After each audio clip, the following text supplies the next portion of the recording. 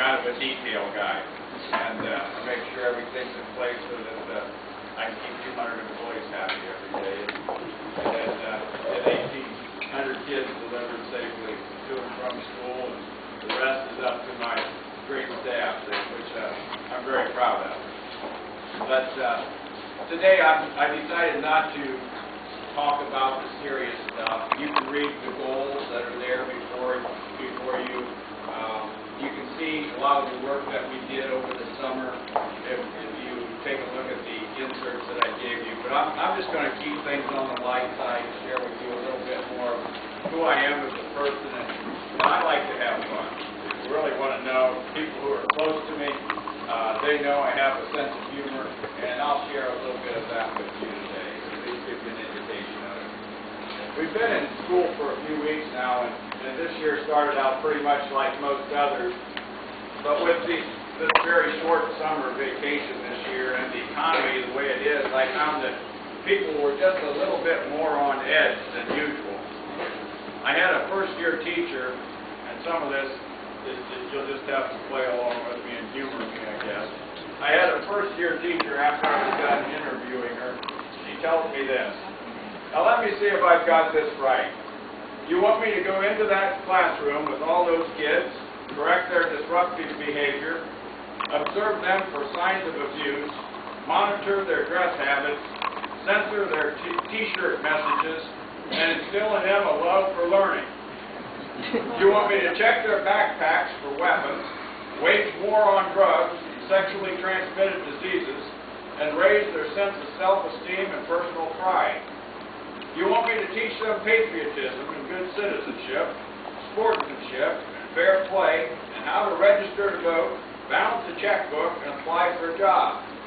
You want me to check their heads for lice, recognize signs of antisocial behavior, and make sure that they all pass the final exams.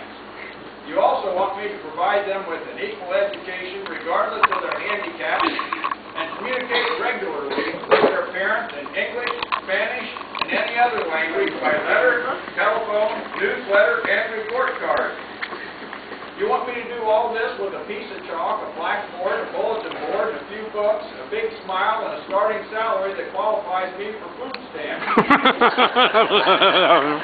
You want me to do all this, and then you tell me I can't pray in school? Give me a break. I tell you, this start of the school year was a little different, and people are a little bit testy out there. I go out to Walmart, and there's this elderly man serving as the greeter, when in comes this very loud, unattractive, mean-acting, nasty woman who walks into the store with her two kids, yelling obscenities at her kids all the way through the entrance. I witnessed the greeter saying to this lady, "Good morning, and welcome to Walmart. Good-looking children you have there. Are you twins?" Well, this nasty, gnarly woman stopped yelling long enough to lambaste the greeter, saying, "Heck no, they ain't twins. The oldest one's 9, the other one's 7. Why in the blankety blank wouldn't you think they're twins? Are you blind or just plain stupid?" So the greeter very politely replies, "I beg your pardon, ma'am. I'm neither blind nor stupid. I just couldn't believe that anyone could have 2 children with you." You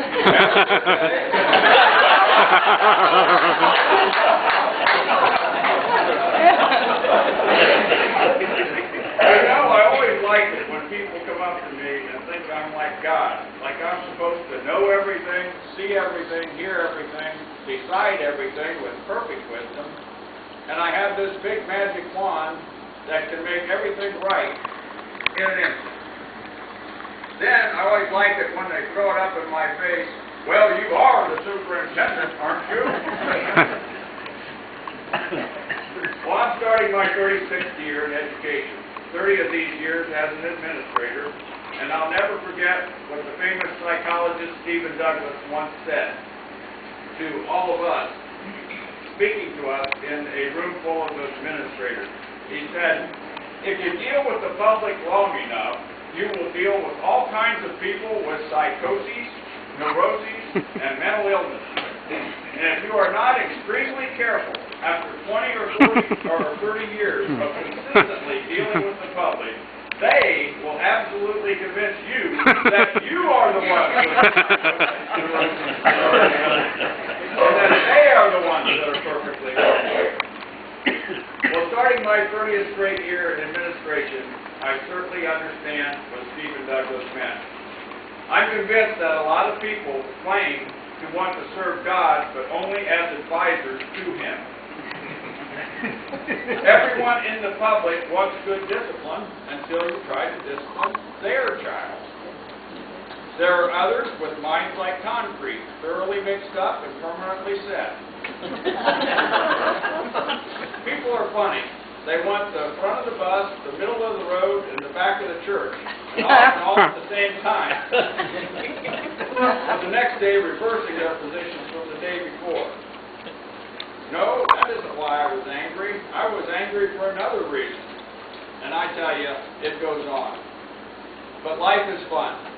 My wife, Mary, wonders why I come home from work exhausted. And I am so glad that I have the Lord with me, and I'm not too proud to pray to Him to often ask for guidance and advice.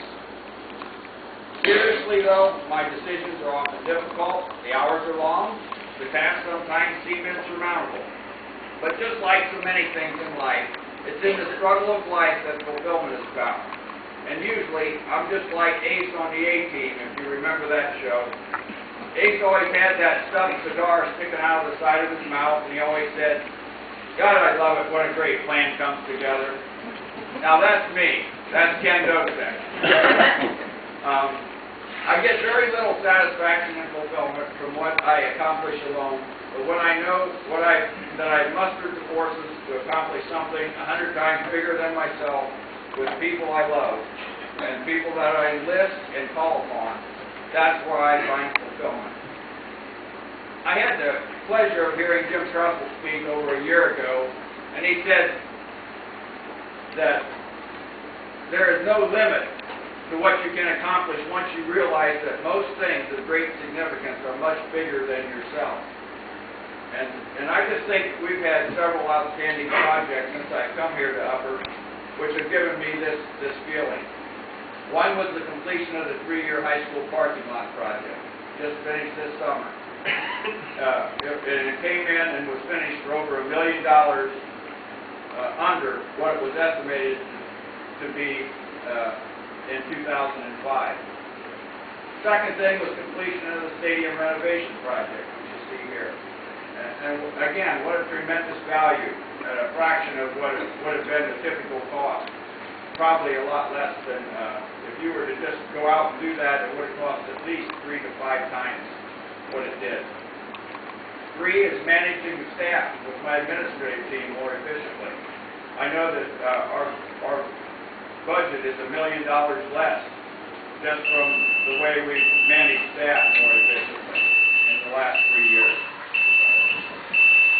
Passage of the May levy with the help of an outstanding levy campaign committee and a wonderful community.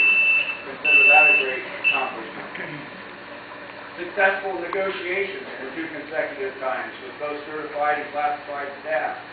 And I don't know if you can appreciate that, but that's a very difficult thing to do. This took months of work with a lot of super people listening to one another, with never a harsh word among us. That sort of thing just doesn't happen in labor negotiations today, and we were able to do that.